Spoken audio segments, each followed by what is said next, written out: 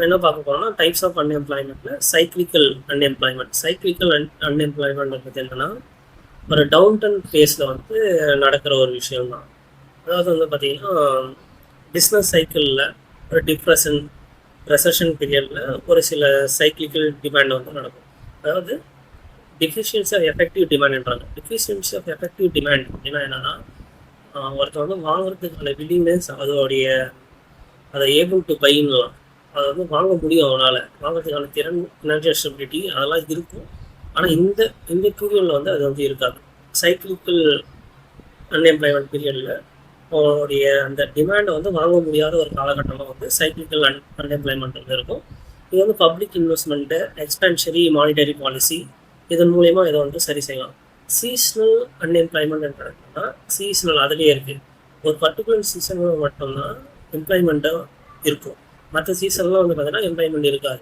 Agriculture வந்து ஒரு particular சீசனில் மட்டும்தான் இருக்கும். மற்ற டைமில் வந்து அந்த அந்த அக்ரிகல்ச்சர் வந்து செய்ய முடியாது. எக்ஸாம்பிள் சுகர் இண்டஸ்ட்ரி, ஐஸ்கிரீம்லாம் வந்து பார்த்தீங்கன்னா ஒரு சம்மர் சீசனில் மட்டும்தான் பண்ண முடியும். மற்ற டைம்லாம் வந்து பண்ண முடியாது. ஃபிக்ஷனல் அண்ட் டெம்பரவரி அன்எம்ப்ளாய்மெண்ட்ன்றதுனா ஒரு imbalance between the supply and demand சொல்லுவோம். எனக்கு என்ன தேவையோ அது தராத வேற எதையும் தராது. இப்போ வந்து எனக்கு வந்து லேக் ஆஃப் ஸ்கில், ஒரு வேலையை செய்யணும்னா ஒரு ஸ்கில் வந்து தரும். அந்த ஸ்கில்லான பர்சன் வந்து கிடைக்க மாட்டான். அதுக்கு பதிலாக வேற எதுவும் ஒன்று கிடைக்க மாட்டோம். Lack of skill. இப்போ எஜுகேட்டட் அன்எம்ப்ளாய்மெண்ட்ன்றதுனா அது வந்து 2 விதமாக பிரிக்கிறாங்க. அண்டர் எம்ப்ளாய்டுன்றதுனா ஒரு எஜுகேஷன் குவாலிஃபிகேஷன் வந்து பார்த்தீங்கன்னா ஒரு ஹையர் குவாலிஃபிகேஷன் வரும். ஆனால் அதை விட கம்மியான ஒரு வேலையில் வந்து இருக்கும். அதுக்கு பேர் தான் under employed. Faulty education system India வந்து பார்த்தீங்கன்னா வைடாக வந்து பார்த்தீங்கன்னா இந்தியாவில் வந்து இந்த எஜுகேஷன் சிஸ்டம், இந்த அன்எம்ப்ளாய்மெண்ட் அதிகமாக இருக்குது. இப்போ பிஇ மெக்கானிக்கலோ பிஓசியிலோ படித்தவங்க அவன் அந்த வேலையை செய்யறது, வேற ஏதோ ஒரு வேலையை வந்து செய்யறது.